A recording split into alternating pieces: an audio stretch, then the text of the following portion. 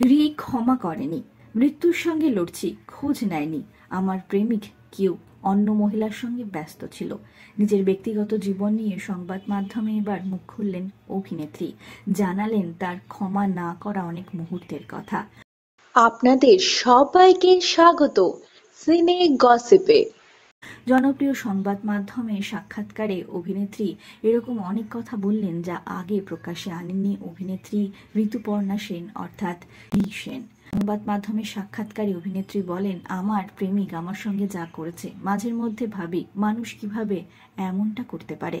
পরিচালক কৌশিক মুখোপাধ্যায়ের সঙ্গে একসময় সম্পর্কে ছিলেন রি সেন। সম্পর্ক থাকাকালীন একে অপরকে নাম দিয়েছিলেন রি আর কিউ। কিউয়ের পরিচালনায় গান্ডু দ্য লুজার কিংবা কসমিক সিক্স এর মতো ছবিতে দেখা গিয়েছিল যথেষ্ট বোল্ড অবতারে অভিনেত্রী রি সেনকে।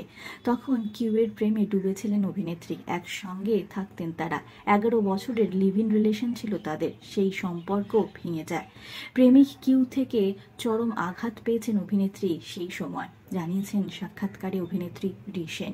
তার কথায়, কিউর সঙ্গে আমার ব্রেকআপ চলছিল যখন টাইফয়েডে পড়ি, একেবারে একলা হয়ে গিয়েছিলাম। সেই সময় কিউ কিন্তু একবারের জন্য আমার খোঁজ নেয়নি, আমাকে দেখতেও আসেনি, একবারও জানতে চায়নি আমি বেঁচে আছি না মরে গেছি। আমি হয়তো সেই সময় মরে যেতেই পারতাম। শুনেছিলাম ও অন্য মহিলার সঙ্গে ব্যস্ত। কথা বলতে বলতে গলা ধরে এসেছিল অভিনেত্রীর। তিনি জানান, আমি কাঁদতে কাঁদতে ভাবতাম একটা মানুষ কিভাবে এরকম করতে পারে, যে মানুষটাকে একটা সময় কত ভালোবেসেছিলাম, তাই থাকতে পারি আমরা একসঙ্গে, একবার খোঁজও নেবে না। ওর পা ভেঙে গিয়েছিল যখন, আমি কিন্তু খোঁজ নিয়েছিলাম। মাত্র কিউ নন, তাকে আঘাত দিয়েছেন তার দাদাও। মা বেঁচে থাকাকালীন দাদার কাছ থেকে ভালো ব্যবহার পাননি অভিনেত্রী, জানিয়েছেন তিনি সাক্ষাৎকারে। রি বলেন, দাদা কি করে এরকম আচরণ করতে পারে আমার সঙ্গে, কিন্তু তারপর বুঝলাম অল কার্মা। এই দাদা কিন্তু এখন অনেক পাল্টে গিয়েছে। বুঝলাম সুখে দুঃখে মানুষ তুমি যা দেবে তাই ফেরত পাবে।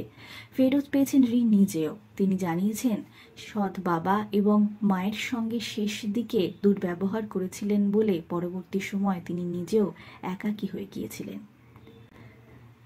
বিনোদন জগতের আর অনেক খবর নিয়ে ফিরছি, জুড়ে থাকুন আমাদের সঙ্গে। আমরা হলাম সিনে গসিপ, জুড়ে থাকুন আমাদের সঙ্গে, সাবস্ক্রাইব করুন আমাদের এই ইউটিউব চ্যানেলটি।